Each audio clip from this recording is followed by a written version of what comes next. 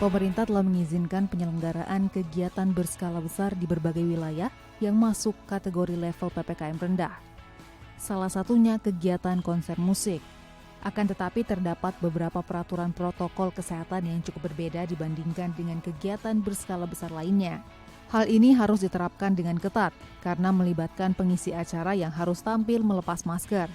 Kementerian Pariwisata dan Ekonomi Kreatif atau Kemenparekraf juga sudah membuat panduan bagi penyelenggaraan pertunjukan yang disebut juga CHSE atau Certificate Cleanliness, Health, Safety, and Environment Sustainability.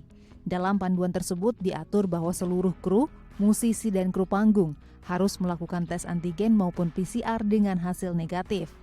Setiap penampil juga diharuskan menggunakan alat pribadi dan tidak dipergunakan secara bergantian. Musisi juga tidak diperkenankan mengajak penonton ke atas panggung dan sebisa mungkin tidak melakukan kontak fisik dengan sesama musisi, serta melakukan konferensi pers secara daring. Direktur Musik, Film, dan Animasi Kemenparekraf Muhammad Amin juga menambahkan bahwa untuk kelancaran terselenggaranya kegiatan konser musik dibutuhkan dukungan dari sejumlah instansi pemerintah, seperti Kementerian Komunikasi dan Informasi, Kementerian Kesehatan, serta dukungan dari Satgas COVID-19. Salah satu contoh pelaksanaan konser musik dengan penerapan protokol kesehatan yang ketat, yakni dapat dilihat pada penyelenggaraan Festival Jazz Bromo 24 September lalu. Usai festival yang berlangsung 1 hari tersebut, tidak tercatat adanya kasus COVID-19.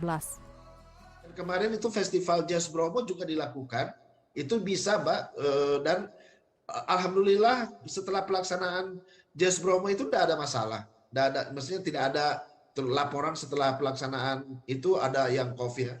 Jadi penonton itu tidak diperbolehkan melantai atau menari atau berdiri secara berkerumun di dekat panggung, dan kemudian penggunaan mikrofon juga didisinfeksi apabila digunakan secara bergantian. Jadi ini memang peraturan-peraturan ini harus lintas kementerian. Jadi peran Kominfo juga ada, apalagi dengan aplikasi Peduli Lindungi ini.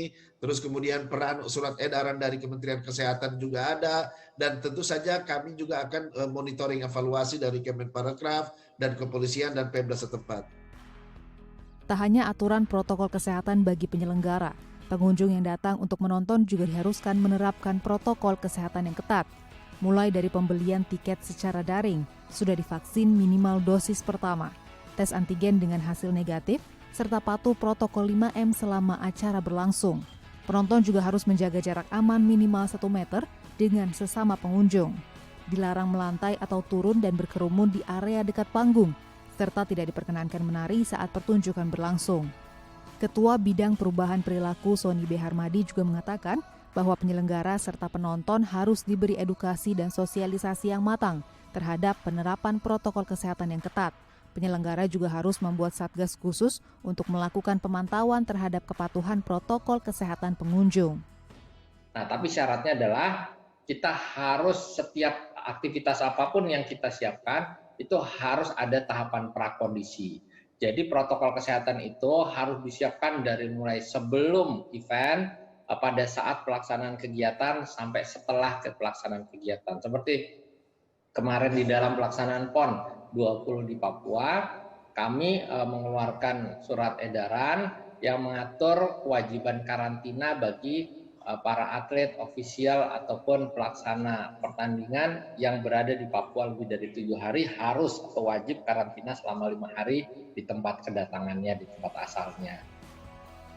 Dengan diperkenankannya kegiatan berskala besar ini, Kemenparekraf berharap dapat menjadi angin segar bagi para musisi tanah air, serta para pelaku pagelaran event-event berskala besar.